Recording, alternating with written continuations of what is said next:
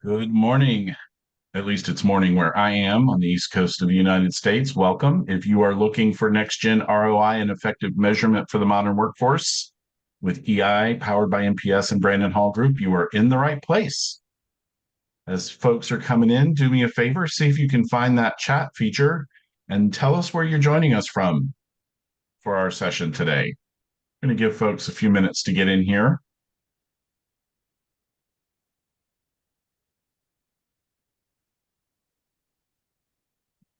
Missouri, Alberta, Illinois, England, Evanston, Illinois, lots of the upper Midwest, looks like.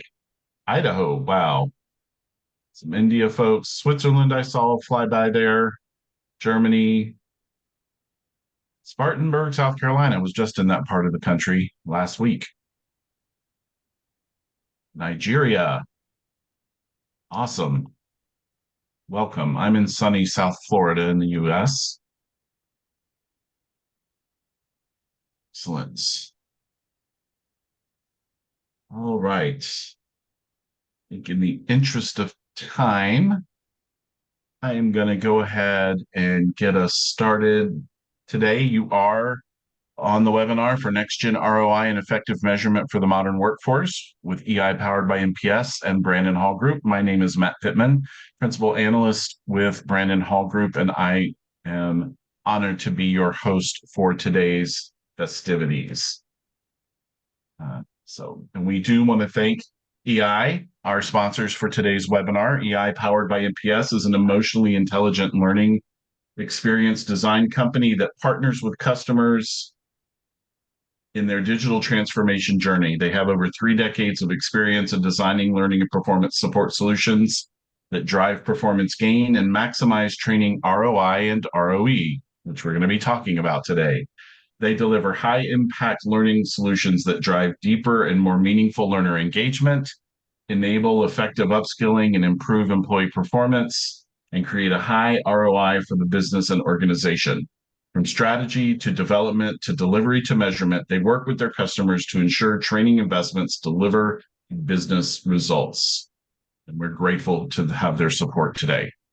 If you are not familiar with Brandon Hall Group, we work with organizations to drive excellence in your human capital management practices in a variety of ways. We focus on 6 core practice areas within human capital management, and we have research memberships, certification programs, a preferred provider program, as well as our fairly well-known Excellence Awards program that recognize the best in HCM practice on an annual basis. You can learn more about all of this at our website at brandonhall.com. At the heart of what we do is research, and we do run several surveys throughout the year. A few of the surveys that you'll find open on our site are listed here, and our learning benchmarking survey will be launching within the next month. So be on the lookout for that for 2024. We do want today to be an engaging and helpful experience for you. So please feel free to make use of all that Zoom offers in that arena, including the Q&A panel. Now, we will be holding Q&A until the end of our session today. So for our final probably 20 minutes or so. But feel free to add your questions as you have them into the Q&A panel, and we will use those to drive that part of our agenda later in the session. The chat is also open for the group as well as to chat directly with the host and panelists during the session, should you need to. And most of you did a good job finding that out, letting us know where you were joining us from. And we're grateful to have this global audience today.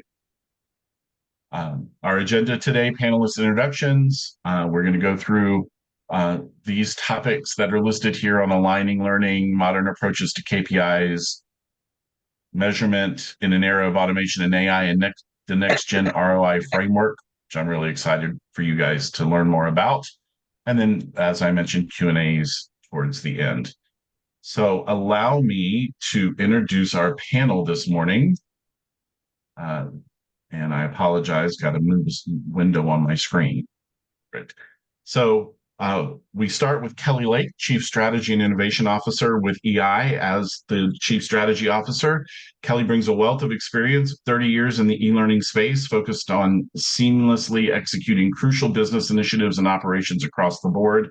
As an industry leader, she specializes in workforce enablement, learning and performance ecosystems, global learning and performance transformation, immersive learning, and performance innovation. She has a successful track record of creating learning strategies and maximizing ROI for Fortune 1000 companies, resulting in performance and business optimization to enhance client and organizational business success.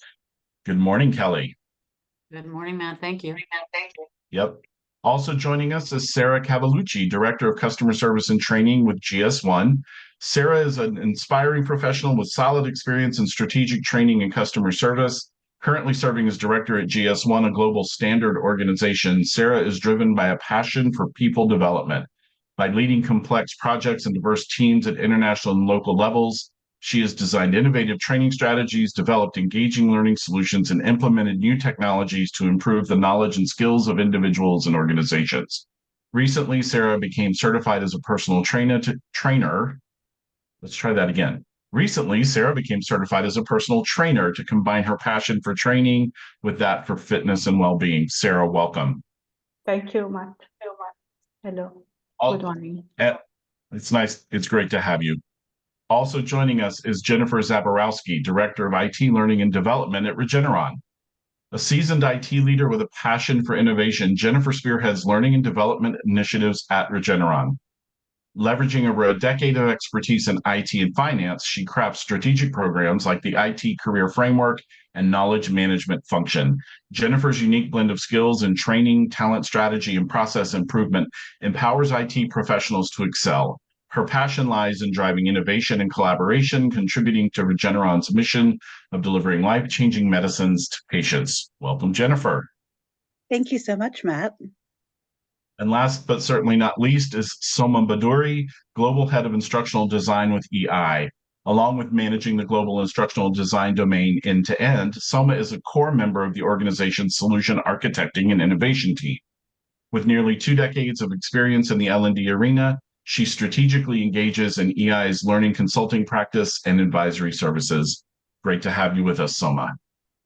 Thank you, Matt, and a big hello to everybody who's there with us on the bridge today. So let's jump right into it. ROI measurement and workforce enablement. Thank you, Matt. I'm very excited, and thank you for our fellow panelists to being here with us today. It's definitely an honor to have you here. So obviously, we're looking and talking about aligning goals, more specifically learning to business goals. And it's a huge impact for us this year. And I've said the year of 2024 is definitely the year of effective management. And I think that effective measurement to connect management from a learning perspective to the overall global is going to be very important. So let's go and talk a little bit more about what that effectiveness looks like. Okay. So I'd like to start with you, Sarah. What is your view on the way we need to change how we measure ROI? Matt, do me a favor. Can you just advance the slide, please? I can.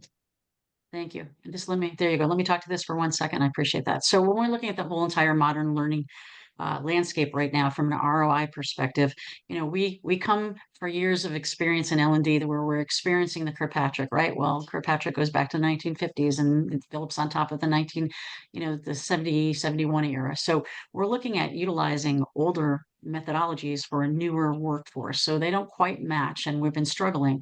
We work with so many different organizations specifically on what are the benefits to moving forward? What are those core areas if we look to aligning business goals with what we're doing in L&D, which makes perfect sense. But we improve quality. We're looking at, ensuring the engagement factors there, empowering our stakeholders to go hand in hand with what we're doing, and having that alignment is vitally important. And also productivity. So as we struggle to look at, what our goals are and how we're able to match that through our webinar today, we're actually going to drill down into those different components and talk about organizational change and how we're capturing knowledge management to be able to work on a new, flexible, modern ROI landscape and a framework that will work with the organizations from a local perspective to a global perspective. So please. Perfect. And I apologize for jumping the gun there. So Sarah, let me refresh you on the question. What is your view on the way we need to change how we measure ROI? So measuring the return on investment for training programs is challenging for many organizations. And there are formulas, models like the well-known Kirkpatrick Phillips that measure the effectiveness and the impact of training on the business and calculate the ROI.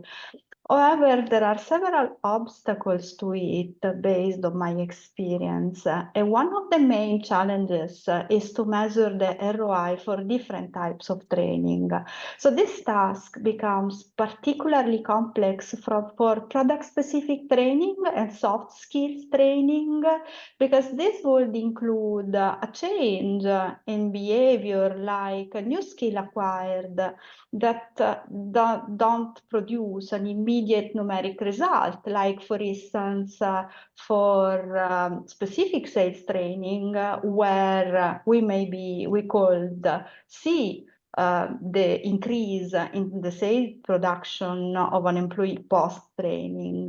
And another challenge I have faced in my experience is really isolating the impact of training from other factors that can influence performance. For instance, back to the soft skills training, when we combine training events with coaching activities, direct support, for instance, how do we distinguish what comes from training and what from other activities?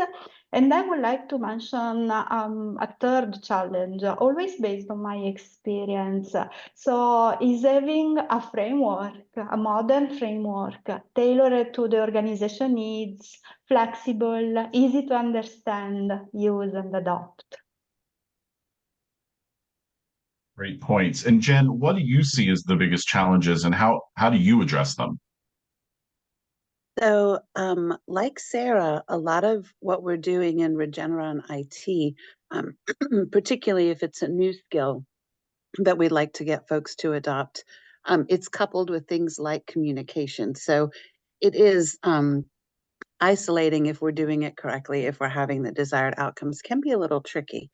But one of the challenges that we face, because we're compliance driven as a pharma, we're very heavily regulated. Making sure it's not just complying with the training, we can get that done relatively easily, and we have a lot of ways to make sure that that happens. But then circling back with the source of the training, which is typically someone like a functional manager or a policy owner, how can we make sure that the behaviors are being adopted and are changing in line with the training that we're giving them? Because there's some pretty significant risks if the behaviors don't align with the policy and then therefore the training. So that's definitely one of them. The other challenge, which full disclosure, I really enjoy about IT, is that I get a different job roughly on a weekly, sometimes monthly if it's slow basis, because it's a very dynamic landscape.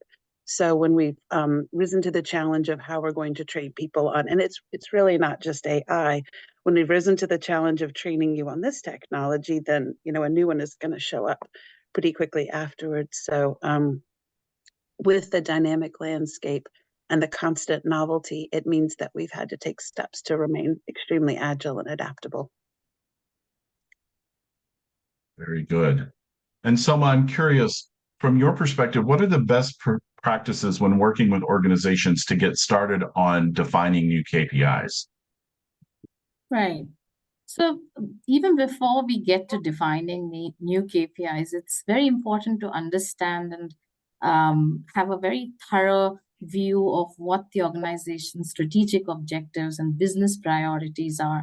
I would say that's the first step, because that's the foundation you need for the learning initiatives to be then aligned to these goals for relevance, right? The next step and the best practice would really be to involve all your key stakeholders, because you must get buy-in, and it is always good to have collaborative inputs. It is not a one person, one department job at any point in time. Now, as you get to identifying the KPIs, it is important to see which one of, we could have a laundry list of KPIs that we come up with, but it's important to see which one of them have a direct link and are impactful. So what I mean by impactful is how many of them are going to be driving performance improvement, showing you, say, for example, productivity gains or employee engagement. Sometimes that's not factored for, right? Or a customer satisfaction, right? Now, these are to be then ensured that the KPIs are all SMART. So all of us, I think most of us know, SMART KPIs would mean they are specific, measurable, they're achievable, they are relevant, and they are time bound. Because if we do not have these basics in place, it is very difficult when you really start to get to the the ROI, because your KPI is the foundation. And then you should have good balance of what I say are short-term metrics and the long-term strategic objectives, right? Finally, you should then get to your baseline, establishing that baseline and the targets.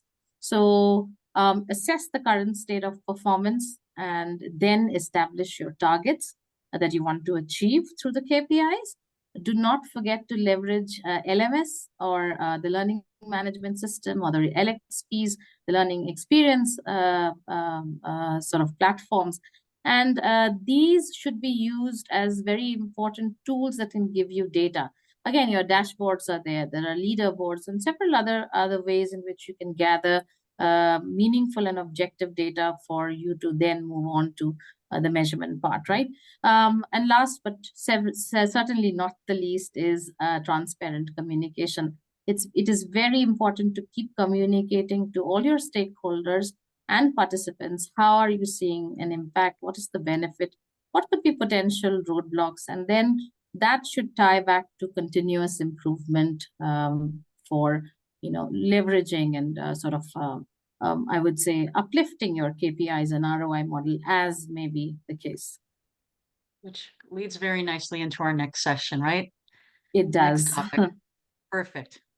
All right. So like we said, that we're moving into a different era. So we're not in the 1950s or the 70s. We are in 2024.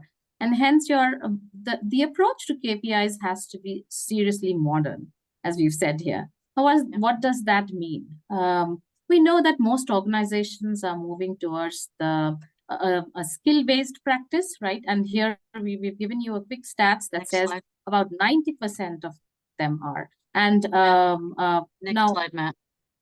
We do have organization where we will need to have modern KPIs. So what do we mean by modernizing KPIs? So we are involving the contemporary business goals, the technology advancements, the changing market dynamics. Everything has to be taken into account. You will be having goals such as the strategic objectives need to be taken into account, some of which I've already mentioned just a while back. Adopting innovative metrics, a lot of data-driven, I would say, statistics and matrices need to come into picture. The collaborative goal setting process, a lot of people would simply forego that, but that doesn't help, because if you do not have a collaborative goal setting, often than not, you will not be a partner to them, or you wouldn't feel a part of being there to achieve that in the final place. So whatever we do, whenever we're talking about modernizing KPIs, it has to be purpose driven. And the learning that you are there for designing as a training organization also needs to be purpose driven. It has to be evidence-based decision making that can help you drive continuous improvement and give you sustainable growth and success, right? Now, what's the reason? Because these KPIs for modern workforce would reflect the evolving nature of work. There is a lot of change and dynamism, as we keep saying, but then with that, how will organization benefit? So the organizations will take these changes and foster a more adaptable workforce at the end of the day, right? And this employee engagement will then lead to what we say a talent retention, which is very important, because then everybody is part of a common goal, a purpose that we're all working towards. And the performance metrics and the strategic goals are well married. So by focusing on these matrices, you, as an organization, one would definitely work towards increased innovation, a lot more resilience, and definitely a competitive advantage in the market. So that's where I see the modern KPIs and how it would help the organizations in the long run. And Selma, and Brandon Hall Group research bears that out. We know from our 2024 Outlook study that learning, measurement, and analytics and alignment is top 3 areas of focus and investment, right behind upskilling. So I do see questions coming through. I want to let folks know, as you're leaving questions in the chat and Q&A, we will pick that up at the end. But for now, Jen, I'd love to get your perspective as you look at updating KPIs. Do you see the value of modernizing the KPI? Oh, absolutely. Typically, my process starts with the folks who own whatever we need to be training on. For example, a functional manager, a policy owner, or a technology area.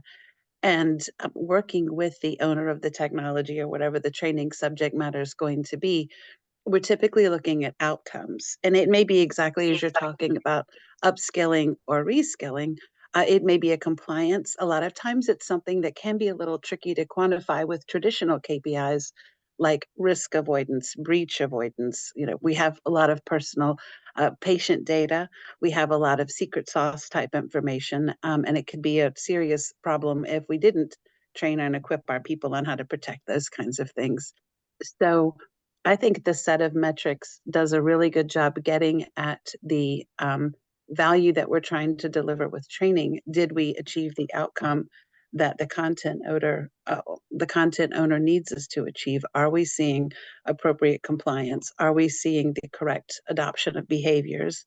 Are folks engaged in our skill building training, and are we seeing a measurable difference in their ability to perform more efficiently or to adopt a new technology? So yes, I think absolutely there's a need for it, and absolutely the more modern approach, certainly in my space, is very helpful.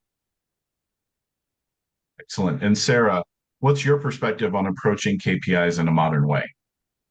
So between my responsibilities, I am also responsible for the customer service department in my organization at GS1, in addition to the training department. So I am a big fan of modern KPIs, and in both areas, training, customer service, but in general, I like to approach the KPIs from 2 perspectives. So KPIs, training KPIs that measure how well we are meeting the organization and the learner needs and expectations. And these are really based on learner feedback and provide insights into the customer learner experience. So there are several examples. The well-known is the learner satisfaction rate. But the other perspective is related to training KPIs that measure our internal way of operating, how efficiently and effectively we are delivering the training. And here we really leverage data-driven metrics. For instance, an example can be the training attendance rate, but there are others. And I think with this approach, we address the needs and expectations of our internal stakeholders in the organization, but at the same time, we prioritize the experience and satisfaction of our customers or learners. And this enables us to engage in a continuous improvement process and enhance the efficiency of our operations, but also the quality of the service we provide. So 2 keywords for me linked to modern KPIs, really customer experience, learner experience, but also operational efficiency.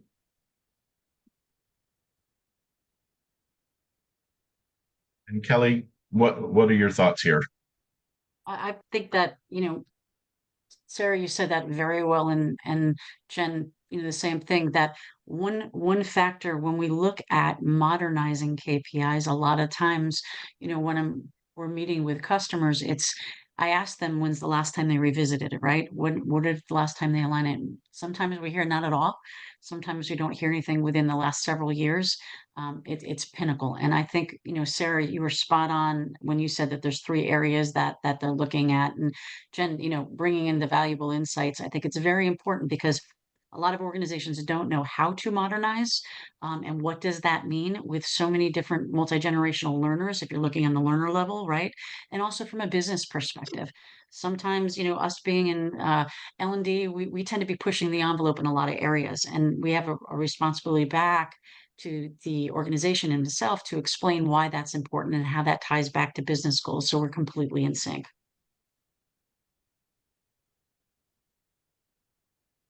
All right. So how do we do this in an era of automation and AI? Absolutely. So there are certain core functions or areas that sometimes we don't consider, right? So if we move to the next slide, please. We as L&D people, I always talk about where we are with our strategic plan, right? Our strategic learning plan. And then it becomes, where are we with embedding our immersive solutions or immersive strategies within our plans, right? And then how do we calculate ROI on any of the above? So we've talked about the pieces, right? Here's some additional areas more on the technology of the learning solutions that organizations struggle with. How does that factor into ROI? What are we looking at to measure it effectively? And especially now when we have AI as a part of everything that we're doing, right? Or will be a part depending on where you are. And that's a crucial factor. That's a crucial factor to understand. We talk about regular e-learning, we understand there's certain core areas for measurement against it, but understanding how that cascades now with these different types, even with virtual reality, one of the biggest components is when you spec out how this affects an organization or the impact or the retention or the engagement factors, right? How does that tie to individual growth as well as to organizational growth? And then with looking at the technology, we have more. And when we're talking about the ROI framework, which we're moving into because we're talking about the pieces of it, it's to understand how we have to be cognizant of those different areas as it impacts what we're doing, especially when it comes to AI. And I will explain, a little bit more into the framework, but those of us that are using immersive learning in our strategies, and I'm sure that, Jen and Sarah can give some more insight of that as well. What is that importance of it? And then how do you improve that? So we can spend a few minutes talking about this section here and what does that look like? But again, as the question comes back, as technology is changing, right? That model needs to change. That's why it's a framework as opposed to the typical formula that we used for years. It becomes that framework because it becomes scalable to what we're looking at. So I will pause to our experts here to get their feedback. And so, Soma, when we start thinking about this, how do you factor things like immersive learning into an ROI plan? So how I look at it is, first you need to, assess whether, your goals are clear. What kind of learning do you need to feed into, the system to be able to achieve those goals? And do they really need to be immersive or not? Now, when we say immersive, typically we're talking about the technologies that drive the immersive learning, right? We're talking about a whole lot of AI, and we're talking about VR, AR, and so on and so forth. So for me, there are a few factors that we need to consider as we talk about immersive learning, moving into our sort of journeys or learning journeys and paths.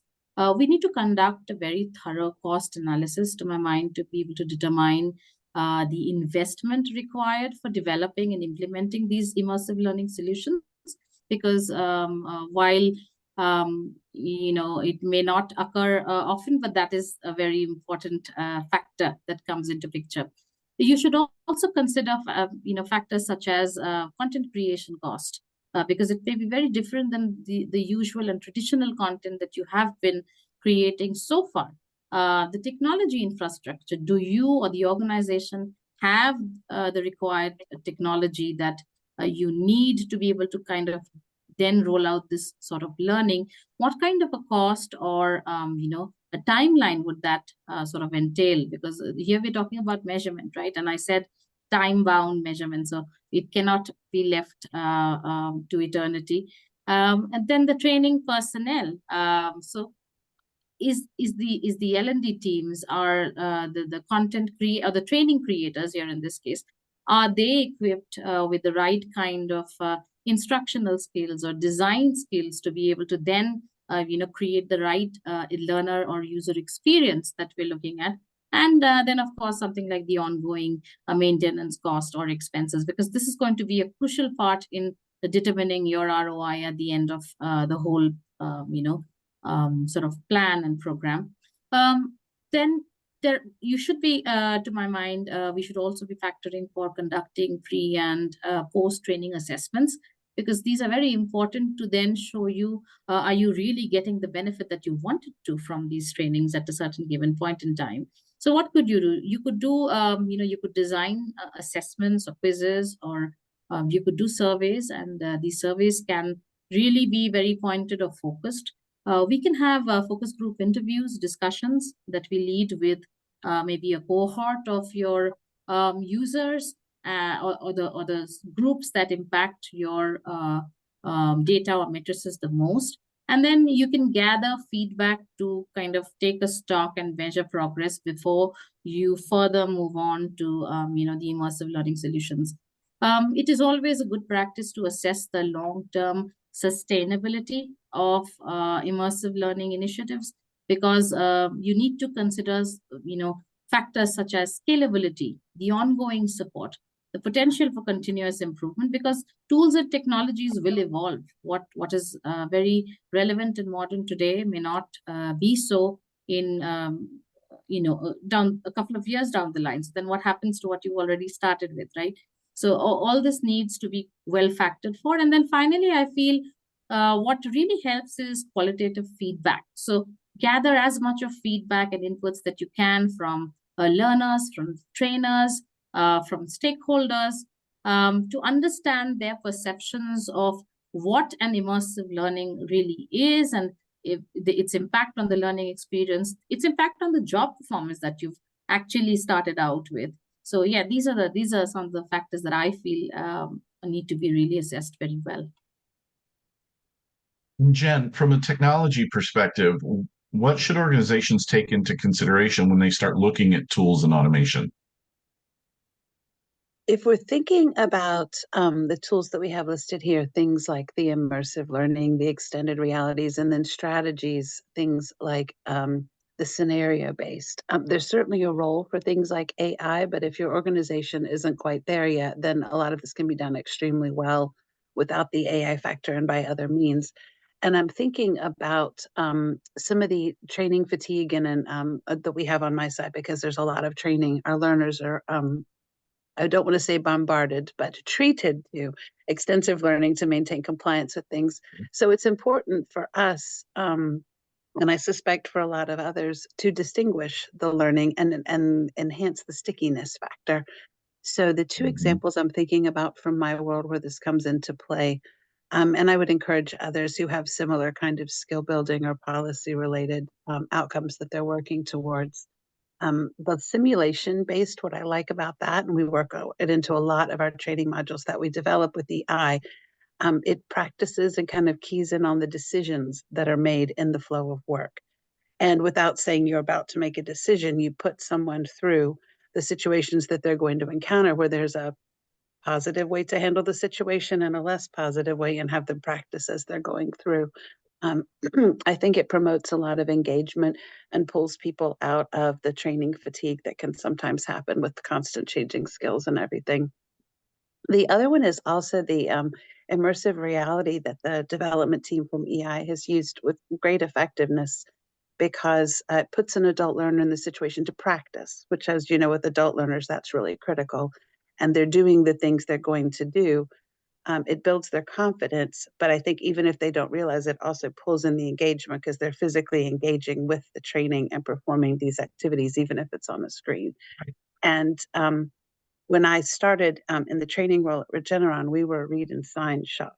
But these days, with the help of AI, we have thankfully moved on to these more immersive learnings. I've even heard stories about some of our training being so thoroughly gamified and immersive that people will take the training again because they enjoyed it.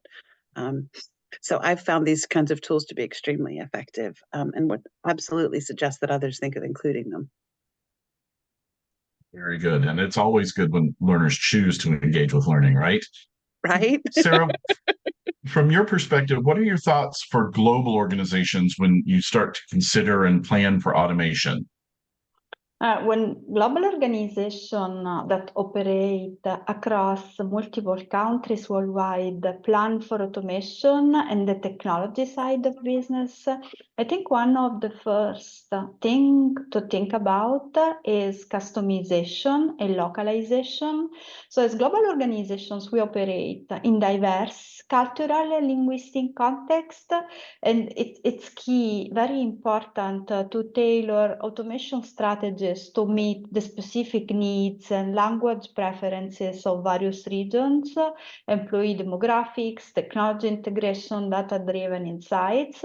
If we think about AI provides very huge opportunities to simplify the localization process, for instance. Another key concept we always consider in this situation is we need to focus on continuous improvement. So we mentioned this changing environment in a fast way. And automation enables iterative refinement. It allows us to enhance the processes over time systematically. If we leverage automation, we can easily streamline workflows, identify areas for optimization, and also implement the changes efficiently. And this also ensures that our technology or our framework, so technology and then the framework, remain dynamic, responsive, and it evolves to meet the needs of our organization and stakeholders globally and locally.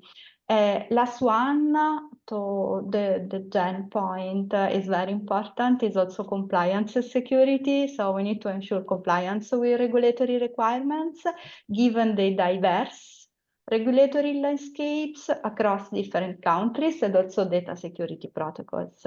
So I think it's a big opportunity to consider because at the end of the day, through technology, we want to deliver training that meets the users, the learners, and the organization needs. Absolutely. That's very good. And all of this, Kelly, is leading us to what I think folks are most excited about, which is this whole conversation about next gen ROI.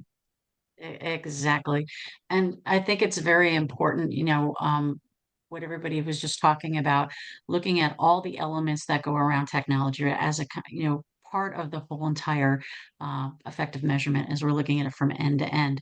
And then also the cultural aspect of it as well, too. And from looking at the diversity amongst all of the locations. I mean, there's so many different factors that go into looking at the whole entire framework. So if we start talking a little bit, dive down a little bit deeper into what is effectiveness and what does ROI mean. Let me go to the next slide, please. Talk just a little bit about some factors that we want to think about as leaders and within our organizations. What should be a part of that process? So now that we've heard the different segments of it and insights on what what do those elements look like? How do we factor in the technology? How do we factor in KPIs? Because we need memorized KPIs to be successful. What are those elements when you start the process, when you start to look at the ROI framework? Well, not only when you're doing your due diligence, just like you would be doing it with any other aspect, it's definitely to take a look into several areas. And this slide is important because we're listing out, a whole entire approach. Now, it could be segmented into different aspects. It depends how you want to approach that.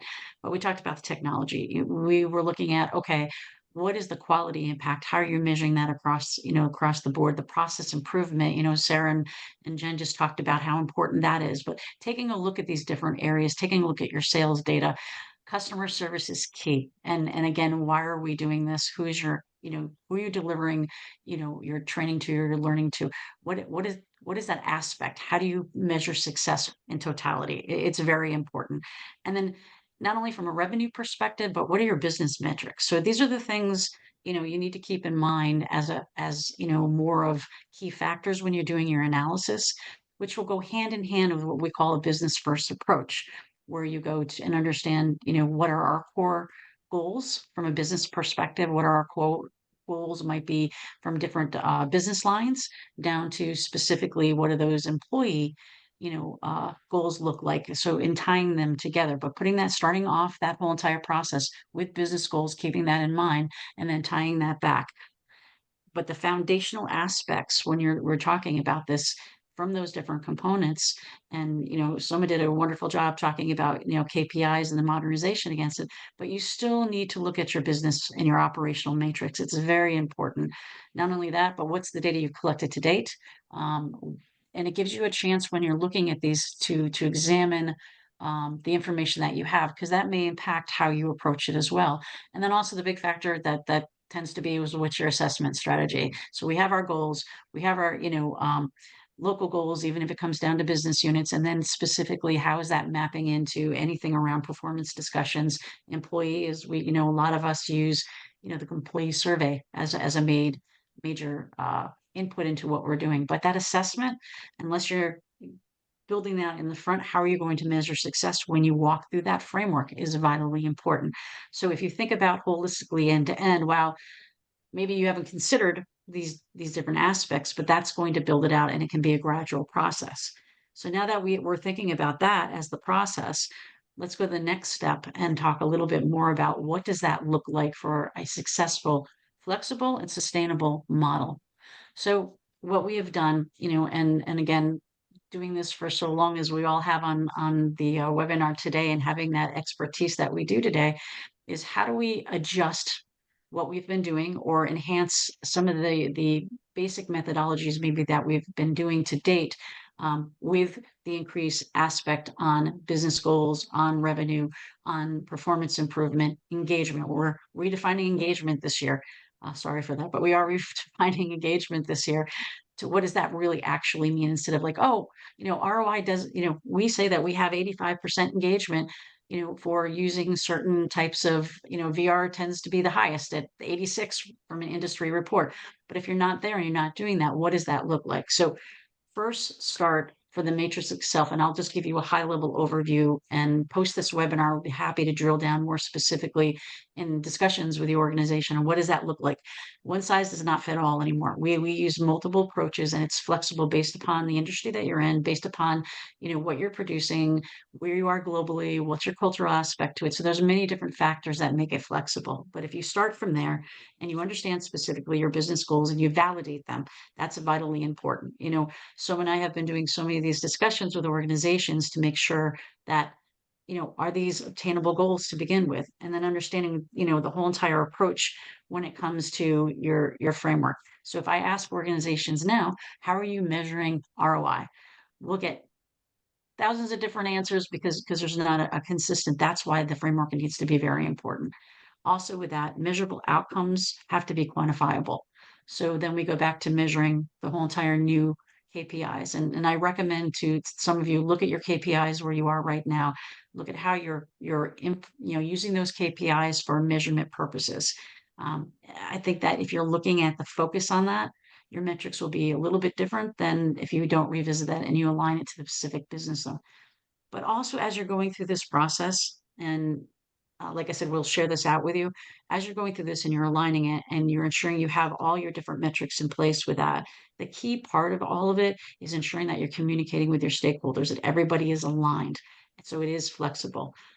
Once you actually have, let's say you roll a program out and you want to do measurement against that particular program and you're using a flexible process like we're talking about today, being able to measure and have those quantifiable evaluation process in place in the beginning.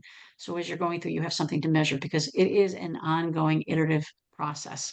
Once you go through or measure, one or two programs, then you go back and revisit to make sure that your metrics are in place correctly. But again, it's going to come back from how your learners, how your organization is focused, what is the best, way to understand what's effective within your organization and how quickly you do that. A lot of organizations go through acquisitions or change their business directions based upon the economies globally. That's a huge impact to what you're doing. So if we think about aligning that strategically and understanding those different pieces, and we break down the process very flexible into those different areas and show how to build out your own specific. And I think it's an amazing topic for us to be discussing today. Next gen is exactly where we need to be. And, we are talking with so many individuals in the market on what that means for this year, effectiveness and measurement against it. So that's just a little bit of high level. We can drill down a little bit more, but I think, Matt, that's a good starting point for us, to be able to talk about the next steps with this flexible approach and process. And it would be great to hear from the rest of the team on the call. I appreciate that. And Jen, so when we talk about ROI measurement, what else do we need to consider? What else beyond that or in addition to that? What else do we need to consider? Frequently, at least in my case, the training is effectively solving a problem. I've spoken a lot about in a compliance environment, behaviors are really, really critical. And as I was listening to Kelly, I was thinking about one of our EI collaborations. Training, obviously, it's not the only tactic that you will use when you're solving a problem. You're going to have communication and things like that. But I think it's important when you're looking at organizational goals and the challenges that are in front of you for the next year or however long you're road mapping, don't neglect to factor in the learning, which is preaching to the choir in this group, I suspect. But when you're working with your stakeholders, your leadership, your functional owners, policy owners, and things like that, it may not be top of mind for them. So when you present in the conversation as someone who has some ways to solve a problem and a solution, the KPIs and the way that you're going to measure how well you've done helping this person solve their problem is going to start with, did you solve the problem or make a dent in it? Right. In our case, for example, a critically important role in IT, it's not a job description, but it's a set of responsibilities, is looking after our systems, being a system administrator. And we had a challenge last year that this was not being done consistently. Sometimes people who do this aren't in IT. And so the outcome was, do we have the right set of individuals with the right skills executing consistently with predictable outcomes? So the ROI for us was, do we have all of those things? And that was what we measured against. The training was wonderful, of course, with the talented development team, but we absolutely saw tremendous progress in getting that ship in order last year, because I think a lot of that was aligning the learning goals with the organizational goals and then measuring against those. Very good. And Sarah, what are your thoughts on how to effectively implement a new ROI framework in the organization?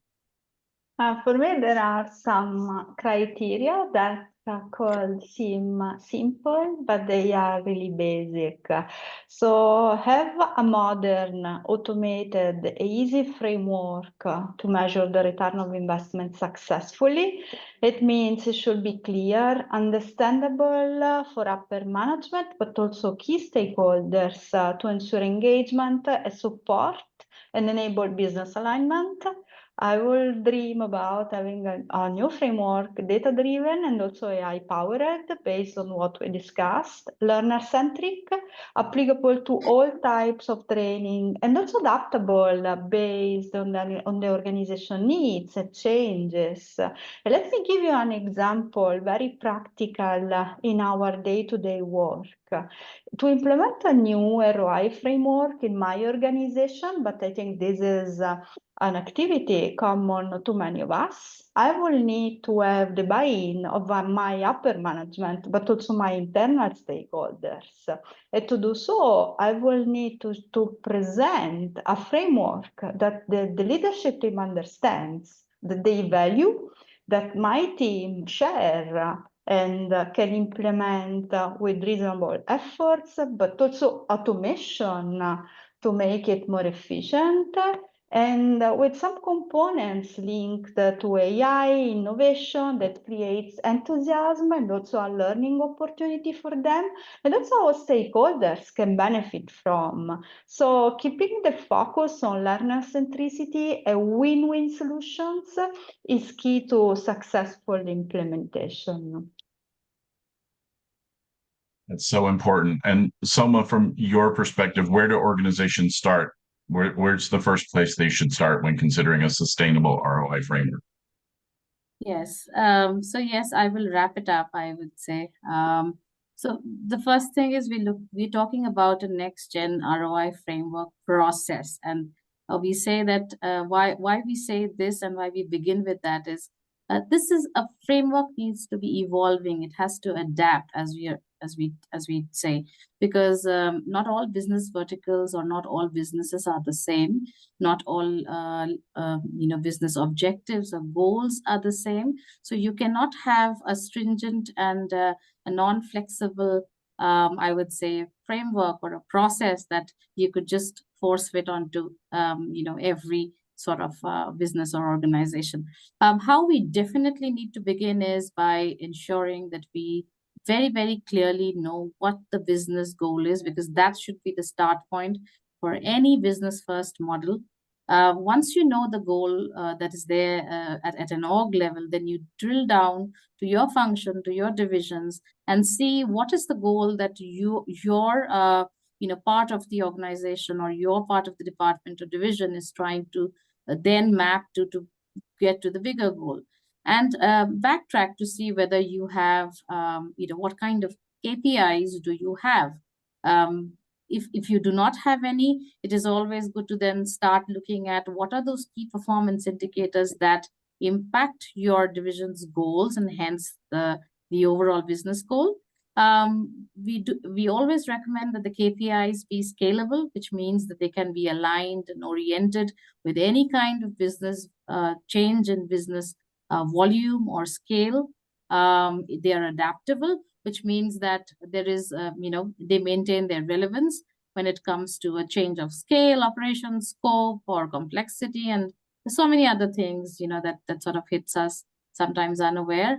And they are actionable, so you should be able to easily track, measure, and communicate them, right? If all of this base frame, work is done well, the KPIs just need, once you've set the KPIs, just check whether you have trainings that are already in place that measures, the outcomes are quite aligned to your KPIs. If not, you may need to design trainings. If you already have trainings, see how well they orient, and do you need to really look at the learning outcomes and see if you need to tweak the training slightly. As you do that, don't forget to build out a robust business case that you then talk about with your key stakeholders, because that business case is going to be so important when you try to show the correlation of how training is impacting the end objective, which is how is it impacting or getting you to a positive ROI. And finally, and very importantly, there has to be a pre and post measurement. Cost, yes, but cost is not the only factor. So there has to be a robust pre and post assessment, measurements, and then you should be able to have, like I said, it's a flexible model, so you should be very quickly able to tweak certain parts of the model to then give you what you were looking for in the first place. Yeah, so this to me would be the next first, or the many first of many steps that you need to take to build a very flexible, a very modern next-gen ROI framework process. We could easily build an hour session on just those steps. We are ramping down in our time.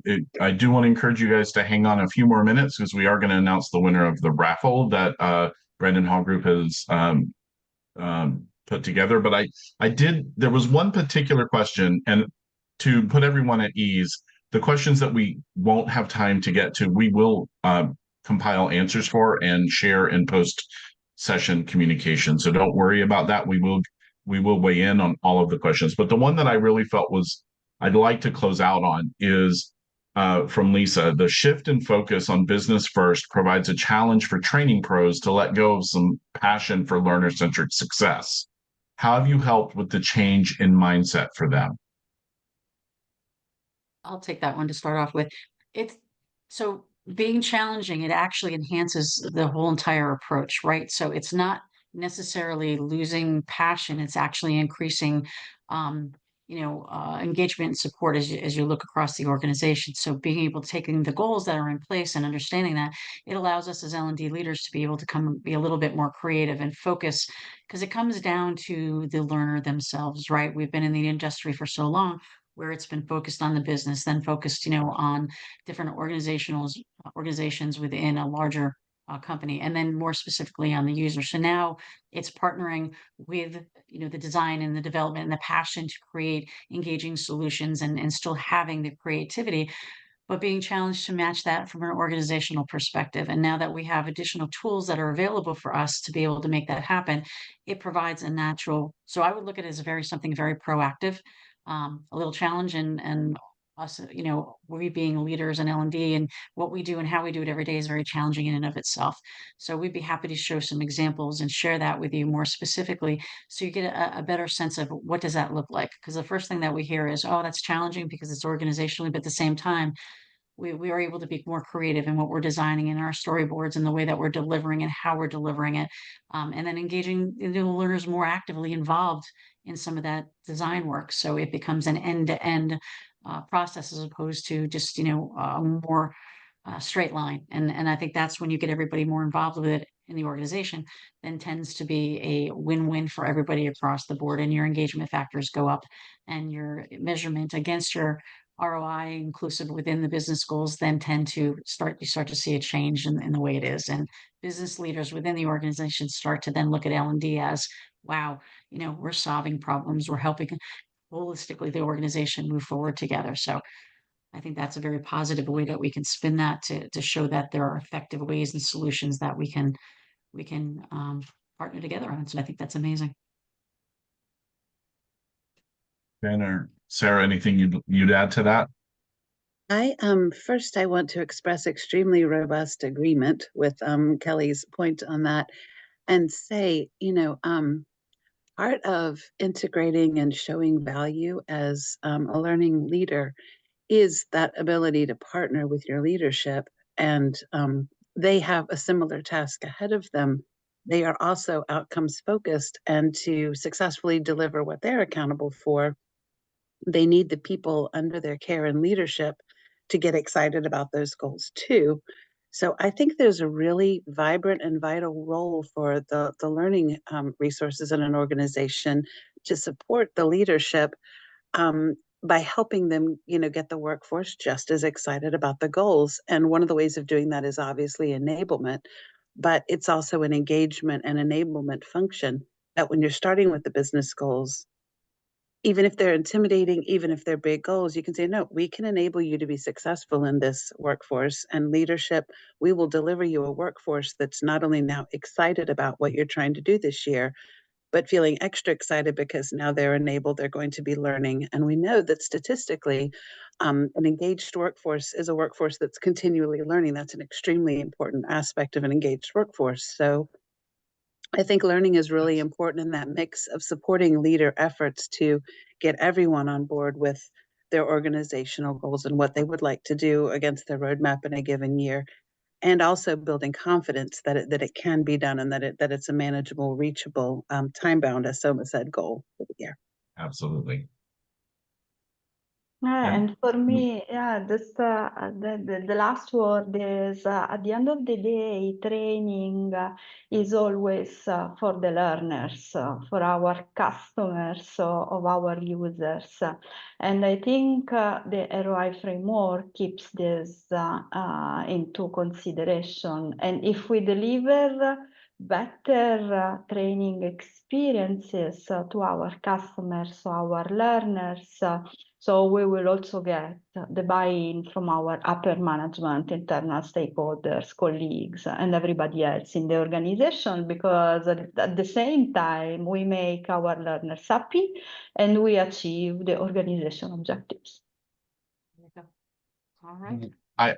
And to just tie that up, I think what I would reinforce for all of us is, we started learning as learning professionals to help learners be successful. So that focus will always be there. But we serve the business at the end of the day. And that aligning those things in this business first model is what's going to take away that question mark of where are we getting our return back from what learning is doing. And with that, unfortunately, I know we are right at time. I'd like to bring Shay Salvato from the Brandon Hall Group team on to announce our raffle winner. Again, a copy of the slides, a link to the recording, as well as written answers to the questions we were not able to specifically address during our time together will be forthcoming in the coming hours. So Shay, who's our lucky Amazon gift card winner? Yes, thank you, Matt. So before we wrap up today, I would like to announce the lucky winner of our raffle. Congratulations to Bethany Williams on winning today's prize, a $100 Amazon gift card. We'll be sending you an e-card shortly to celebrate your win. Congratulations. Nice way to start a Thursday or end a Thursday, depending on where you are. Kelly, Soma, Jen, Sarah, thank you guys so much. This was exactly what I thought it was going to be, a fascinating and important conversation for 2024. Thank you. Thank you, Matt. Thank you. Appreciate it. Thank you. It was a pleasure Absolutely. talking through all of this. Thank you. Have a great day as you head into the weekend, everyone.